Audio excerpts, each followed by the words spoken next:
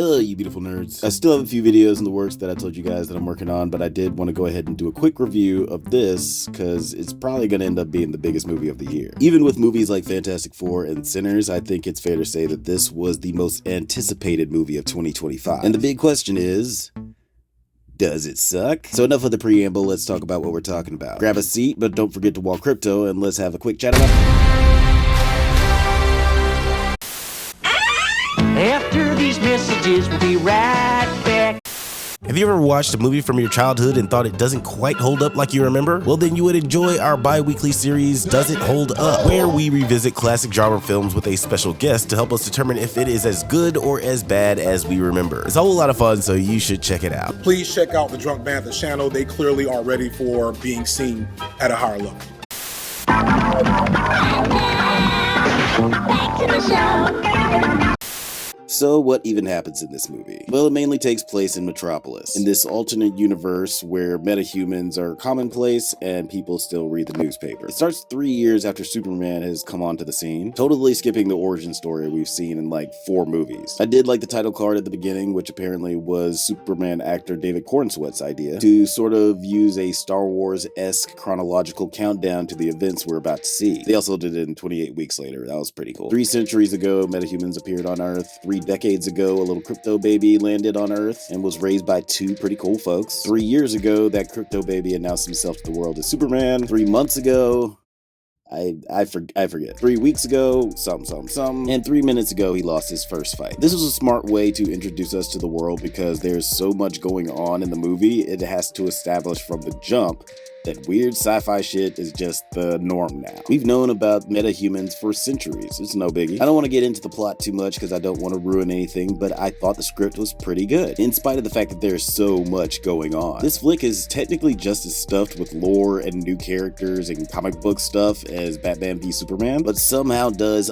it's so much better. It's kind of ironic that James Gunn and Zack Snyder co-starred in a Rick and Morty episode recently, because this movie honestly felt very Rick and Morty. I will say the tone is a little unbalanced. I think I would have appreciated like 10% more sincerity. It's not as bad as Guardians of the Galaxy 2, which that movie, wow, it has no idea when it wants to be serious. But there were a couple of emotional moments in this movie that were undercut by a dumb joke. Actually, they're usually pretty good jokes. It's a problem I have with Gunn's movies sometimes, but it didn't ruin the movie for me. Like Guardians of the Galaxy 2. I do not like that movie. I will say, pun totally intended, but this movie moves faster than a speeding bullet. There was never really a moment where I was like checking my watch and thinking it was going on too long. I have those moments with movies I really like. One thing I immediately thought of when watching this movie, oddly, was this scene from Community's pilot episode. You know what makes humans different from other animals? Feet.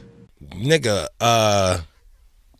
no. We're the only species on Earth that observes Shark Week. For the same reason, I can pick up this pencil, tell you its name is Steve, and go like this. Oh. And part of you dies. Because people can connect with anything. We can sympathize with a pencil, we can forgive a shark, and we can give Ben Affleck an Academy Award for screenwriting. Big mistake. Clark shows how he is very much a human through his empathy and kindness. It doesn't matter that he wasn't born here, Earth is his home, and human is what he is to his very core. He mourns a robot with a number 4 name that he can totally rebuild, but he feels that loss because he cares so much. He's flawed because his empathy does make him overly optimistic and too trusting and pretty darn naive, but Poe body's perfect, and those flaws make him as a character more interesting. This is not a perfect movie, but this is a perfect cast. Everyone from Jimmy Olsen to Mr. Terrific has a moment where they really shine and displayed exactly why they were chosen to play this role. Wendell Pierce is barely in this movie, but he nails every line. Nicholas Hoult was really good. He's had some pretty huge roles over the past decade or so, but before Nosferatu, I was never blown away by any of his performances. The characterization was interesting because Lex is just the worst. He has no redeemable qualities. Dude is just a petulant little shit who is jealous of Superman. But he has no delusions about this. He knows that he's jealous, and the fact that he has that awareness but still chooses to act against Superman was a nice choice for his character. Hot take though, my favorite Lex Luthor performance is probably still, and don't hate me for this, but it's probably still Kevin Spacey. Why you booing me? I'm right. I know, the man is, by all accounts, a slimy little worm person in real life, but what can I say? It's a good performance. Terrible people have talent too. Rachel B as Lois Lane was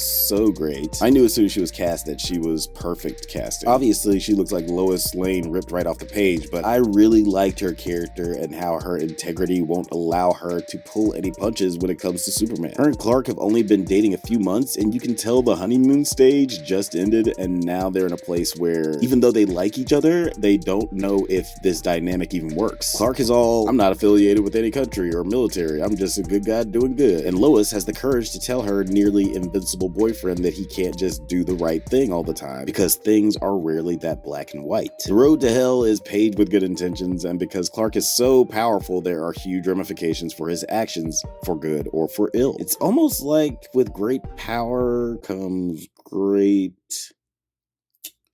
duty? What?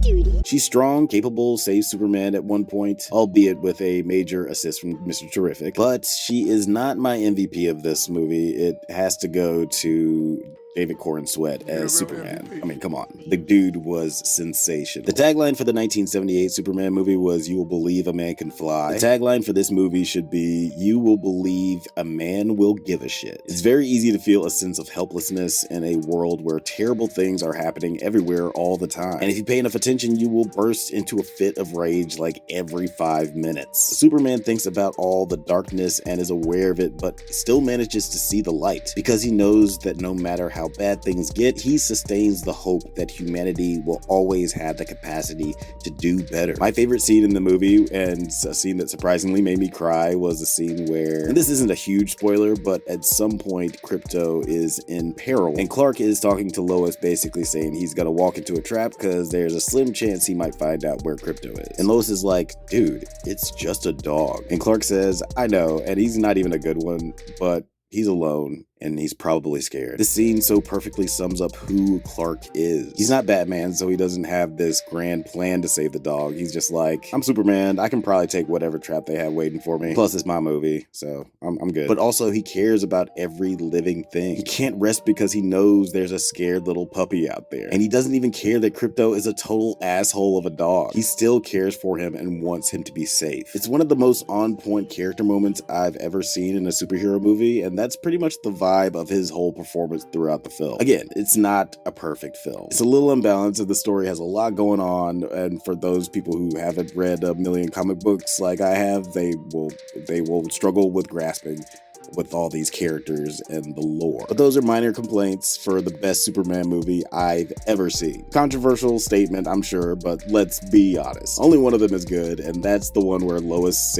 talks a poem in the middle, and Superman turns back time by flying around the world. So yeah, this was better than that. My ranking, I liked it. Okay, that's it, folks. Thanks for watching. Don't forget to like and subscribe so you can get updates on new videos. I got videos on 28 Years Later coming, and Mission Impossible coming out eventually. Sorry, I've been moving. I got a lot of shit going on right now. Don't forget to watch the Drunk Banthas podcast and the Bantha Bunch every Monday and Thursday night. But until next time, stay safe, my little typewriting monkeys, and may the force be with you.